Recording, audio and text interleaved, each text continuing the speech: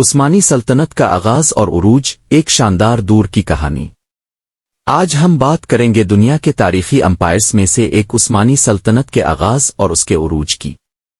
ایک ایسی سلطنت کی جو لگ بھگ 600 سال تک دنیا پر راج کرتی رہی۔ اس سلطنت کی کہانی کا آغاز 13 صدی میں ہوتا ہے، جب ایک چھوٹے سے ترک قبیلے نے اناطولیہ کے علاقے میں اپنا اثر اور رسوخ جمانا شروع کیا۔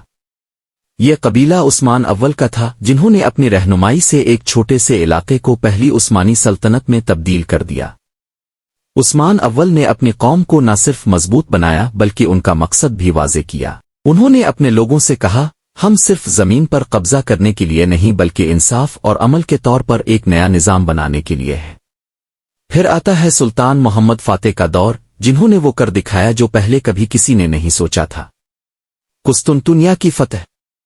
1453 میں محمد دوم نے اس شہر کو فتح کیا اور اس کا نام استنبول رکھا۔ قسطنطنیہ کی فتح عثمانی سلطنت کا ایک بڑا مرحلہ تھا، جس میں محمد دوم کو فاتح کا لقب ملا۔ یہ وہ وقت تھا جب عثمانی سلطنت کا جھنڈا یورپ، ایشیا اور افریقہ میں بلند ہونا شروع ہوا۔ سلطان سلیمان عالیشان کا دور عثمانی سلطنت کے لیے اصل شاندار دور تھا۔ ان کے زمانے میں انصاف کا نظام اتنا مضبوط تھا کہ لوگ انہیں قانونی کہہ کر پکارتے تھے۔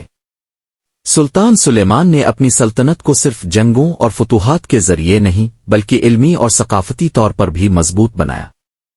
ان کی بنائی ہوئی سلیمانیہ مسجد آج بھی استنبول میں عثمانی سلطنت کے جلال کا پیغام دیتی ہے۔ عثمانی سلطنت نے اپنی بحریہ کو بھی مضبوط بنایا اور بحیرہ روم میں اپنا اثر جمایا۔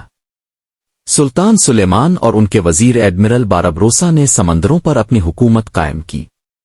یہ وہ وقت تھا جب عثمانی سلطنت کا اثر نہ صرف زمین پر بلکہ سمندروں پر بھی حکمرانی کرتا تھا۔ ہر ایک سلطنت اس وقت عثمانی سلطنت کی طاقت کو تسلیم کرتی تھی۔ یوں تو یہ شاندار سلطنت آہستہ آہستہ زوال کی طرف بڑھنے لگی، لیکن اس نے ہمیشہ کے لیے اپنے اثر کو تاریخ میں قائم رکھا ہے۔